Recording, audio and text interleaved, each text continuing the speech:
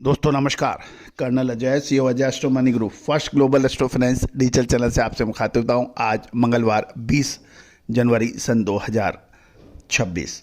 दोस्तों आज के एपिसोड में हम दलहन के ऊपर बात करेंगे, यानी उड़द के ऊपर। पूरा शो ध्यान से देखें, समझें, पसंद आए तो लाइक कीजिएगा, शेयर कीजिएगा और चैनल को सब्सक्राइब करना बिल्कुल ना भूलें। साथ साथ दलहन, तिलहन, मसाला, अनाज, कपास, इन सभी की विशेष अग्रिम रिसर्च रिपोर्ट फिजिकल यानी हाजिर मार्केट के लिए संपर्क कर सकते हैं। जानिए रिपोर्ट विस्तार से। दोस्तों आज हम बात करेंगे उड़द बाजार की, जहां हफ्ते के यानी कल सोमवार को पहले दिन मिक्स ट्रेंड देखने को मिला। अंतर्राष्ट्रीय संकेतों और घरेलू आवक के बीच उड़द की कीमतों में क्या हलचल है, आइए जानते हैं विस्तार से। पिछले हफ्ते बाजार में हल्की रिकवरी देखी गई थी, लेकिन सोमवार को उड़द के भाव मिले जुले यानी मिक्स ट्रेंड में देखने को मिले। जहां एक तरफ म्यांमार में कमजोर संकेतों के चलते इंपोर्टेड उड़द पर दबाव बनाया गया, वहीं दूसरी ओर घरेलू चुनिंदा मंडियों में देसी उड़द की कीमतें स्थिर से मजबूत दर्ज की गई। म्यांमार की अपडेट मिल रही है कि इंटरनेशनल क्यूज की बात करें तो म्यांमार में FOB भावों में गिरावट देखी गई है।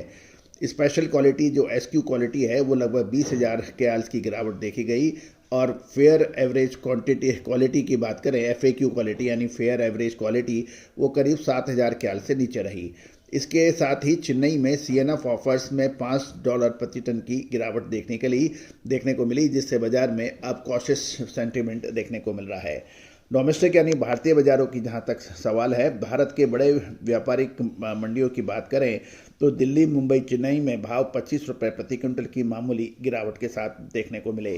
कोलकाता में सीमित उपलब्धता के कारण भाव 100 रुपये प्रति क्विंटल मजबूत थे, जबकि बिल्टी मार्केट की बात करें तो गुंटूर पॉलिश में 150 रुपये की तेजी देखी गई, जिसका मुख्य कारण सेलेक्टिव बाइंग रही।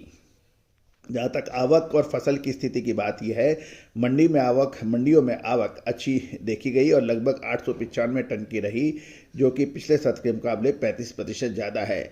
गुजरात, राजकोट में भाव 200 रुपये तक सुधरे हैं और मध्य प्रदेश में ट्रेंड मिक्स देखा जा रहा है। इस साल रबी की उड़द की बुआई का क्षेत्र 4.58 लाख हेक्टेयर रहा, जिससे पिछले साल और सामान्य औसत से कम है, और नई रबी की फसल फरवरी-मार्च से आंध्र प्रदेश और तमिलनाडु जैसे राज्यों में शुरू हो जाएगी।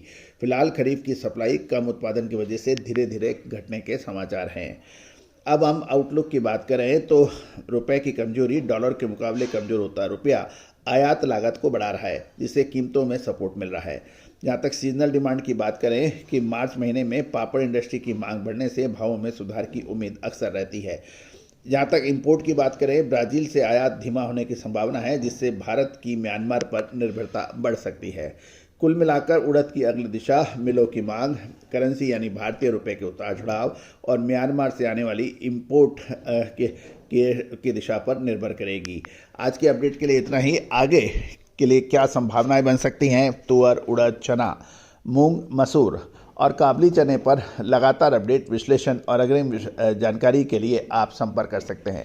दोस्तों दलहन हो या फिर तिलहन, मसाला हो फिर अनाज, कपास, इन सभी पर फिजिकल मार्केट यानी हाजिर बाजार से संबंधित देश का पहला चैनल है जो आपको लगातार अपडेट और विश्लेषण देता है। साथ साथ अग्रिम विशेष रिसर्च रिपोर्ट के लिए आप संपर्क कर सकते हैं, नंबर स्क्रीन पे दिए हुए हैं। All the very best, good luck, happy trading. साफ मसाले, खुशबू और प्योर झांझ, टेस्ट से भर दे हर जुबां पे स्वाद। एवरीडे मसाले, देश का स्वाद।